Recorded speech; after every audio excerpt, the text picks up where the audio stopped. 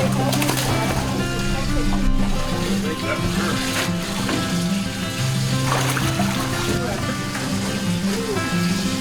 think I got her here. Yeah, I do. She's got that look. And I think she's ready. What are you doing for Ryan? I am trying to tell if she has released her eggs into the abdomen. And my old manager used to say, you feel her belly, and if she feels like a sack of marbles, she's ready, but if she feels like a ripe tomato, she's not. She feels like a sack of marbles. She's very, very droopy. You can see it down in here. It's all kind of stretched out here. She's ready to go.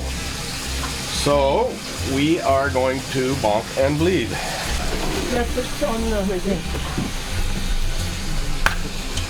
And we gotta pull a gill. Not all of them, just one.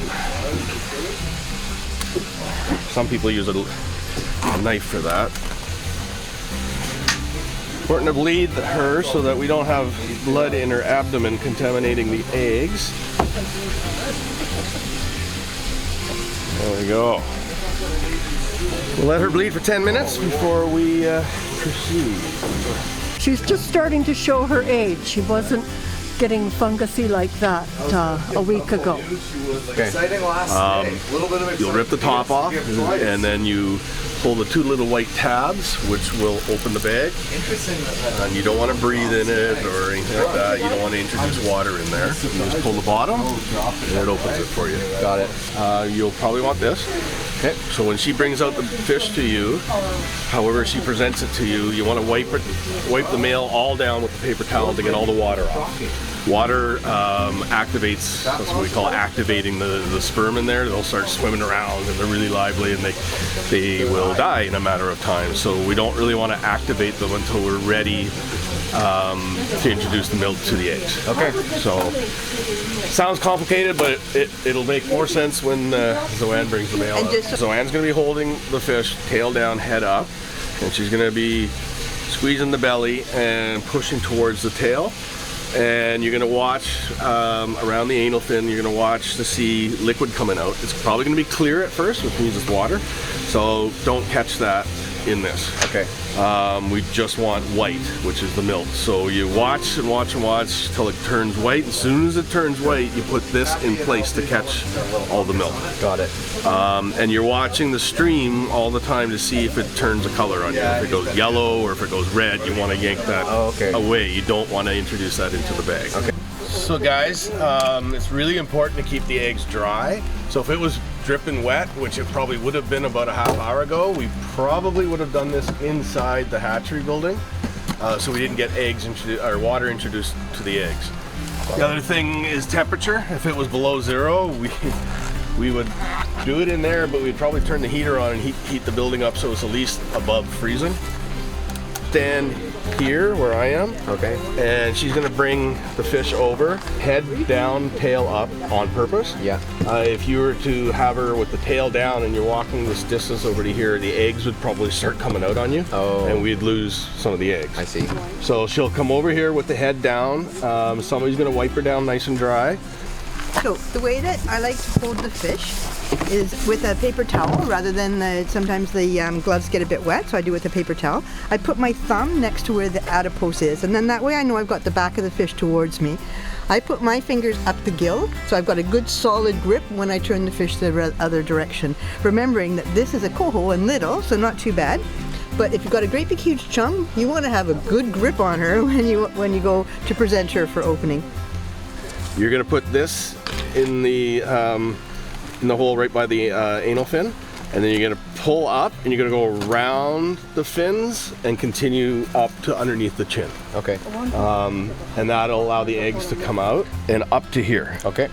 And then the eggs will start coming out, and I'll walk you through what you're doing next. But realistically, what you're doing is using your fingers and trying to delicately push the eggs down so they fall out of the female. And if we have to, we pinch and grab the top of the skeins, and you pinch and hold tight and you pull them so they pull out of the fish. You don't try to strip the eggs out of the skein. You literally pinch and rip the skein in one piece out of the female and dump it into the bin. Okay. And we'll also be looking in here to see if there's any abnormalities, any growths or lumps or discoloring, which might indicate that the eggs could be not viable. Okay. And you see how she looks nice and healthy. There's nothing abnormal looking in here. There's no lumps. There's no discoloring. She looks like a nice, healthy female. Oh. Nice. Well done. So now with the skeins, you grab them and you shake them. And whatever doesn't come off, we don't pull them off with our fingers because those eggs will not, they're not able to be fertilized. There's a little hole that develops on the egg after they've been released from the skein called a micropyle.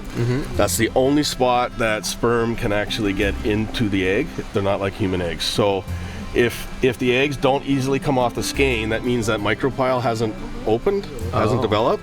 So even though you've got them in here, there's no way for the sperm to get in, so they won't be fertilized. So if you can see that, that's like pretty much 100% of the eggs came off. So she was as ready as you're gonna see.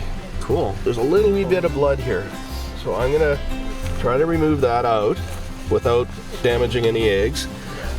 We don't like to have blood in with the eggs because you're contaminating the eggs, and that's why we actually bleed the female for at least 10 minutes before we do the egg take. We'll call it contamination, but one of the problems with blood is the lipids in the blood are disc shaped. And I just mentioned the micropyle to you, that hole. Yeah. Well, the lipids will actually lay on top of the micropyle, the hole, and now the sperm can't get in. I see. So now you have eggs that aren't getting fertilized. So that's one of the reasons you don't want blood in there. And then bile's a no-no because bile is acidic and can kill the eggs as well. I see. There we go. That's well done. They look great. We're gonna actually weigh them first and do a 30 gram count to be able to determine how many eggs per gram we have. I see. And then we will separate into two groups and fertilize. Yeah. So this female that we just finished doing, she's probably gonna have around 1,200 eggs in her, which will mean we should reach our egg take target for this year for this facility, which is 7,000 eggs.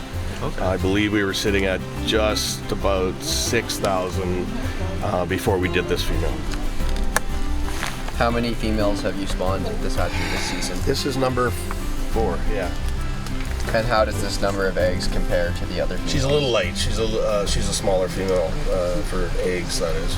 And this one was an unclipped fish? Notice there's a... They're all uncalled. Yeah, they're, in other words, yes. All unmarked. Unmarked, therefore considered wild.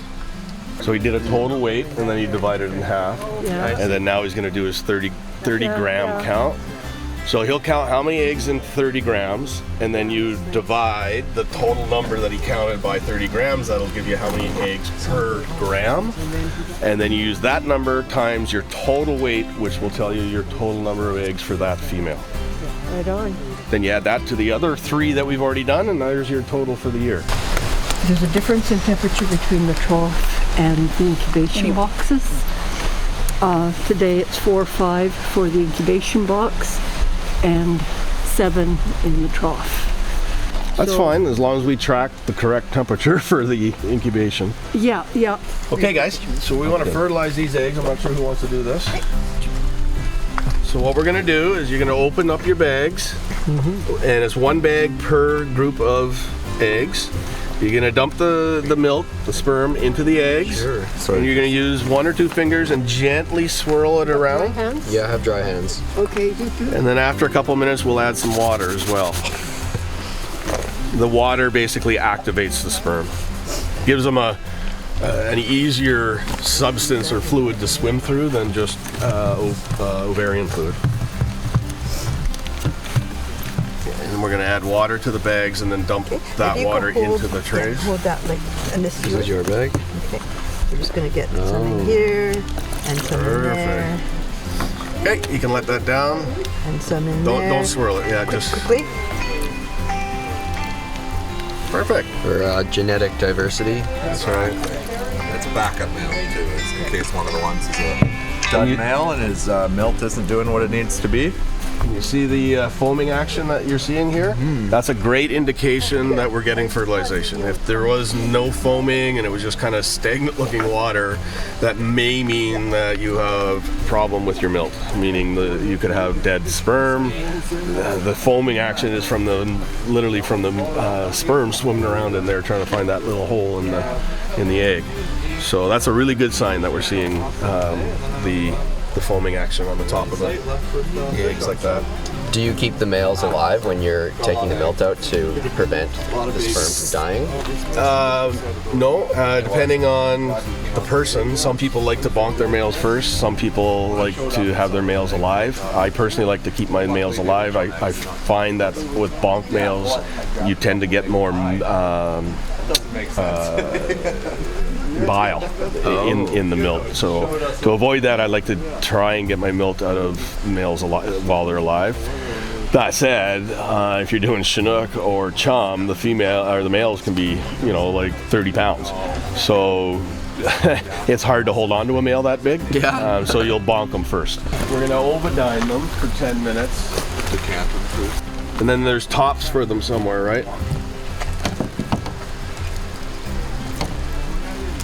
So we're gonna decant, meaning you're just gonna tip all the water out of the eggs so that we don't dilute the Ovidine mixture. Just tip it down.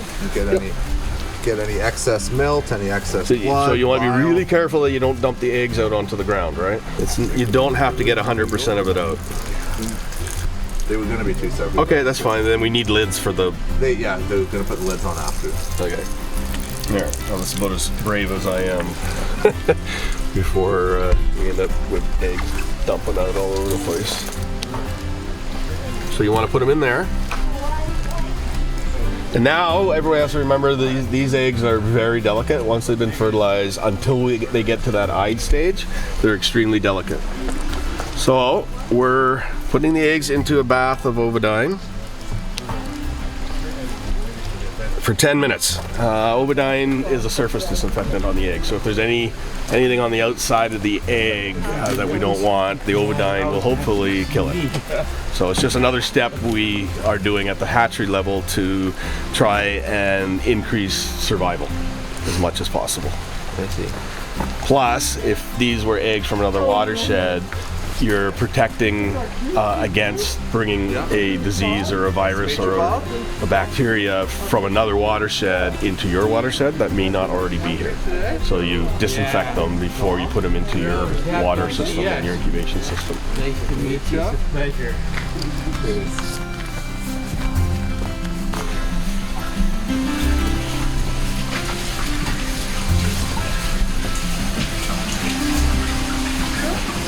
A nice cleaned up bed for them, and here they go.